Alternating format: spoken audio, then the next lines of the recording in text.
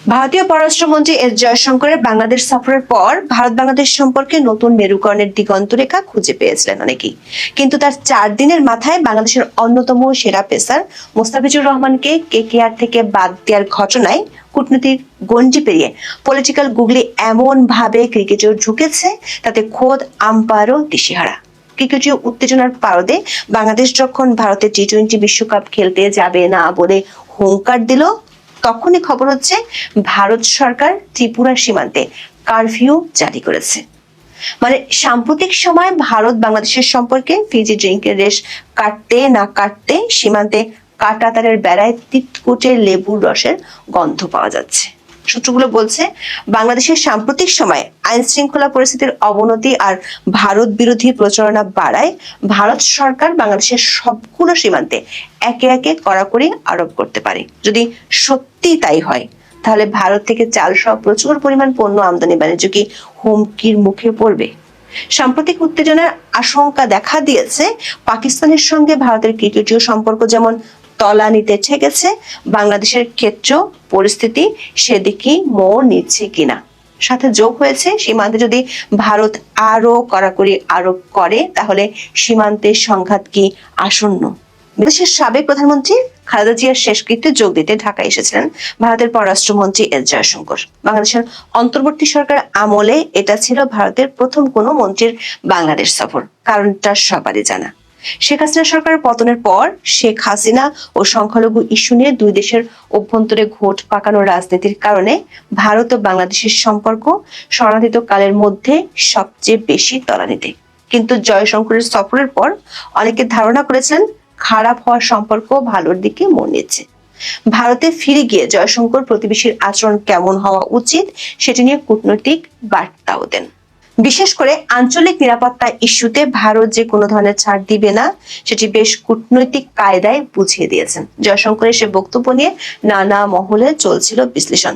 তবে সে বিশ্লেষণ ডানা বাঁধতে না বাঁধতে আলোচনায় আসে বাংলাদেশের কার্টার মাস্টার মোস্তাফিজের ইস্যু। সেটির আলোচনা যখন চলছে, তখনই ভারতীয় গণমাধ্যমে খবর এলো বাংলাদেশ ভারত ত্রিপুরা সীমান্তে রাত্রিকালীন কারফিউ জারির। গোমতী ও পশ্চিম গারো হিলস জেলায় সন্ধ্যা 6টা থেকে সকাল 6টা পর্যন্ত এই কারফিউ জারি করা হয়েছে। দক্ষিণ ত্রিপুরার গোমতী জেলার ম্যাজিস্ট্রেট রিঙ্কু লাথার এই আদেশ জারি করেন। এটি 28শে ফেব্রুয়ারি 2026 পর্যন্ত বলবৎ থাকার কথা রয়েছে। ত্রিপুরার সাথে বাংলাদেশের 856 কিলোমিটার দীর্ঘ সীমান্ত রয়েছে, যা অত্যন্ত দুর্গম এবং চোরাচালানের জন্য পরিচিত। বিএসএফ এর গোয়েন্দা তথ্য অনুযায়ী বাংলাদেশের পার্বত্য চট্টগ্রামের পিসিজেএসএস এবং ইউপিজিএফ এই দুটি সশস্ত্র গোষ্ঠীর গতিবিধি বেড়ে যাওয়ায় এই পদক্ষেপ নেওয়া হয়েছে। ভারতীয় বিএসএফ এর গোয়েন্দা রিপোর্টে বলা হয়েছে, এই গোষ্ঠীগুলো অস্থিতিশীল পরিবেশের সুযোগ নিয়ে ভারতে অনুপ্রবেশ করে বিশৃঙ্খলার সৃষ্টি করতে পারে। তবে বিশ্লেষকেরা মনে করছেন, সীমান্তের এই কড়াকড়ি আসলে শেখ হাসিনা ইস্যুতে বাংলাদেশের বর্তমান প্রশাসনের সাথে ভারতের টানাপোড়েনের একটি বহিঃপ্রকাশ। কূটনৈতিক মহলের গুঞ্জন হলো, এটি এমন একটি সময় করা হচ্ছে যেটি কেবল নিরাপত্তা নয়, বরং বাংলাদেশের বর্তমান সরকারকে একটি মনস্তাত্ত্বিক চাপ দেওয়ার কৌশল হতে পারে। এর আগে গত মেতে বাংলাদেশের সিলেট সীমান্তে রাত্রিকালীন কারফিউ জারি করে ভারত। আন্তর্জাতিক সীমান্তের শূন্য রেখা থেকে 500 মিটার এলাকা জুড়ে এই কারফিউ বলবৎ আছে। সেই থেকে বেশ কয়েকবার সিলেট সীমান্তে উত্তেজনা ছড়িয়েছে। কূটনৈতিক একাধিক সূত্র বলছে, ভারত তার একাধিক সীমান্তে আরো বেশি কড়াকড়ি আরোপ করতে পারে। বিশেষ করে বাংলাদেশের জাতীয় সংসদ নির্বাচনের আগে আইন শৃঙ্খলা পরিস্থিতির অবনতি ও ভারত বিরোধী প্রচারণা আরো বাড়তে পারে। এমন আশঙ্কায় ভারত সরকার এই পদক্ষেপ নিতে পারে। সেটি হলে সীমান্তে উত্তেজনা যেমন বাড়ার আশঙ্কা রয়েছে, তেমনি দুই দেশের মধ্যকার বাণিজ্য ক্ষতিগ্রস্ত হওয়ার আশঙ্কা করছেন সংশ্লিষ্টরা। বিশেষ করে দেশে মূল্যস্ফীতি ঠেকাতে আর চালের দাম নিয়ন্ত্রণে রাখতে ভারত থেকে চাল আমদানির সিদ্ধান্ত নিয়েছে অন্তর্বর্তী সরকার। জয়শঙ্কর বাংলাদেশে আসার আগের দিন, মানে 30শে ডিসেম্বর, সরকারি ক্রয় সংক্রান্ত উপদেষ্টা পরিষদ কমিটির বৈঠকে ভারত থেকে 50,000 মেট্রিক টন সেদ্ধ চাল আমদানি করার সিদ্ধান্ত নেওয়া হয়। কূটনৈতিক মহলের শঙ্কা হলো, ভারত ও বাংলাদেশের সম্পর্ক চিরে চ্যাপ্টা হতে হতে এমন এক পর্যায়ে যাচ্ছে, তাতে যদি ভারত রপ্তানির উপর কড়াকড়ি আরোপ করে, তাতে বিপদ বাড়তে পারে বাংলাদেশের। ডিসেম্বর সে আশঙ্কার কথা জানিয়ে সাংবাদিকরা প্রশ্ন রাখেন বাংলাদেশের খাদ্য উপদেষ্টা আলী ইমাম মজুমদারের কাছে। তিনি অবশ্য আশা করেছেন বাংলাদেশের খাদ্যশস্য আমদানির ক্ষেত্রে ভারতের সঙ্গে চলমান টানাপোড়েনের প্রভাব পড়বে না।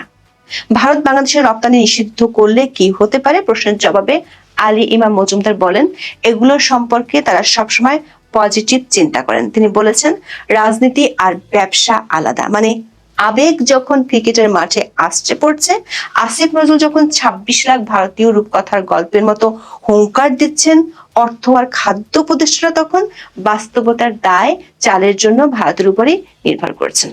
কিন্তু একাধিক কূটনৈতিক সূত্রের খবর হলো, মুস্তাফিজের আইপিএল যাত্রা থেমে যাওয়ার পর বাংলাদেশের ক্রীড়া উপদেষ্টা আসিফ নজরুল যেভাবে দাসত্বের অবসানের ঘোষণা দিয়েছেন, তাতে শক্ত ও কড়া প্রতিক্রিয়া দেখানোর সিদ্ধান্তের দিকে যাচ্ছে দিল্লির সাউথ ব্লক।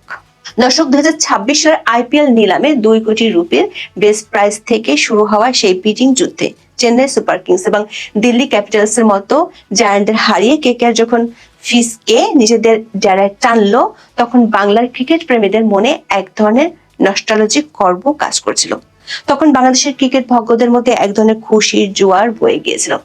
9.20 কোটি রুপি যে কোনো বাংলাদেশি খেলোয়াড়ের জন্য এটি ছিল আইপিএল ইতিহাসের সর্বোচ্চ মূল্য। তবে সেই গর্বের বেলুন ফুটো হতে সময় লাগলো না, মাত্র কয়েক সপ্তাহ। ভারতীয় ক্রিকেট বোর্ড বিসিসিআই এর পক্ষ থেকে কেকেআর কে নির্দেশ দেওয়া হয় মুস্তাফিজকে স্কোয়াড থেকে রিলিজ করে দিতে। কারণ হিসেবে দেখানো হয়েছে বাংলাদেশের সাম্প্রতিক ঘটনাবলী এবং ক্রমবর্ধমান রাজনৈতিক উত্তেজনা। বাংলাদেশের হিন্দু সংখ্যালঘুদের উপর নির্যাতনের খবর ভারতে ছড়িয়ে পড়ার পর কট্টরপন্থী দলগুলো দাবি তোলে, কোনো বাংলাদেশি খেলোয়াড়কে ভারতের মাটিতে খেলতে দেওয়া হবে না। বিশেষ করে ময়মনসিংহের দীপু চন্দ্র দাস নামক এক যুবকের মর্মান্তিক মৃত্যুর ঘটনাকে কেন্দ্র করে ভারতে যে জনরোষ তৈরি হয়, তার বলি হতে হলো মুস্তাফিজকে। ভারতের ক্ষমতাসীন দল বিজেপির প্রভাবশালী নেতা কৌস্তুভ বাগচি এবং বেশ কিছু হিন্দু ধর্মীয় সংগঠন কেকেআর এর এই সিদ্ধান্তের বিরুদ্ধে সরাসরি যুদ্ধ ঘোষণা করেছিল। তাদের যুক্তি ছিল, বাংলাদেশে যখন সংখ্যালঘুদের উপর কথিত নির্যাতন চলছে, তখন একজন বাংলাদেশি ক্রিকেটারকে কলকাতায় আতিথেয়তা দেওয়া এবং কোটি কোটি রুপি আয়ের সুযোগ করে দেওয়া জাতীয় স্বার্থের পরিপন্থী। কেকেআর এর মালিক শাহরুখ খানকেও দেশ বিরোধী তকমা দিতে কুণ্ঠাবোধ করেননি কিছু ধর্মীয় নেতা। বিসিসিআই এই গণরোষ ও সম্ভাব্য নিরাপত্তার ঝুঁকির দোহাই দিয়ে কেকেআর কে বাধ্য করে মুস্তাফিজের চুক্তি বাতিল করতে। মুস্তাফিজকে বাদ দেওয়ার খবর বাংলাদেশে পৌঁছানোর পর অন্তর্বর্তী সরকারের কয়েকজন উপদেষ্টা ব্যাটে বলে ছক্কা হাঁকাতে শুরু করেন। ক্রীড়া উপদেষ্টা আসিফ নজরুল তার ফেসবুক বার্তায় বিসিসিআই এর এই নীতিকে উগ্র সাম্প্রদায়িক বলে মন্তব্য করেন। সাংস্কৃতিক উপদেষ্টা মোস্তফা সরোয়ার ফারুকী বিষয়টিকে লজ্জাজনক বলে দাবি করেন। তথ্য সম্প্রচার উপদেষ্টা সৈয়দ রিজওয়ানা হাসান বাংলাদেশে আইপিএল সম্প্রচার বন্ধ করার আইনি ভিত্তি খতিয়ে দেখার ইঙ্গিত দিয়েছেন। তবে বাংলাদেশের গণমাধ্যমের খবর হলো, বাংলাদেশ ক্রিকেট বোর্ড বিসিবির অবস্থান ছিল প্রথমে একটু রক্ষণাত্মক, পরে হয়েছে মারমুখী। শুরুতে বিসিবি পরিচালকদের অনেকে ভারতের সাথে সরাসরি সংঘাতে যেতে চাননি। শনিবার রাতে ভার্চুয়াল সভায় তারা কেবল একটি ব্যাখ্যামূলক চিঠি পাঠানোর কথা ভেবেছিলেন। এমনকি বিসিবি সভাপতি আমিনুল ইসলাম বুলবুলও শুরুতে কিছুটা সাবধানী ছিলেন। তবে রবিবারের সূর্য ওঠার সাথে সাথে বিসিবির সুর পাল্টে যায়। সরকার উচ্চ পর্যায়ের গরম সিগন্যাল পাওয়ার পর বিসিবি তাদের জরুরি বৈঠক শেষে জানিয়ে দেয়, বাংলাদেশ দল টি-20 বিশ্বকাপ খেলতে ভারতে যাবে না। বিসিবির আনুষ্ঠানিক বিজ্ঞপ্তিতে জানানো হয়, খেলোয়াড়দের নিরাপত্তা নিয়ে জোরালো সংশয় এবং সরকারের পরামর্শের প্রেক্ষিতে তারা ম্যাচগুলো শ্রীলঙ্কায় সরিয়ে নেওয়ার জন্য আইসিসি কে চিঠি দিয়েছে। বিসিবি পরিচালক খালেদ মাসুদ পাইলট উপদেষ্টা আসিফ নজরুলের সুরেই বলেন, ভারত যদি একজনের নিরাপত্তা দিতে না পারে, তবে পুরো দলের নিরাপত্তা কিভাবে নিশ্চিত করবে। তবে মুস্তাফিজকে বাদ দেওয়ার সিদ্ধান্তটি নিয়ে ভারতেও মিশ্র প্রতিক্রিয়া দেখা দিয়েছে। বিজেপি নেতা সঙ্গীত সোম এই সিদ্ধান্তকে স্বাগত জানিয়ে বলেছেন, এটি 100 কোটি সনাতনী ভারতীয় জয়। অন্যদিকে কংগ্রেস সাংসদ শশী থারুর এই ঘটনার তীব্র নিন্দা জানিয়ে প্রশ্ন তুলেছেন, একজন খেলোয়াড়কে কি তার দেশ বা ধর্মের জন্য শাস্তি দেওয়া হচ্ছে? বাংলাদেশ দাবি করেছে তাদের ম্যাচগুলো যেন সহ আয়োজক শ্রীলঙ্কায় সরিয়ে নেওয়া হয়। বিসিবির এই দাবি এখন আইসিসির জন্য এক বিশাল শিল্পীরা।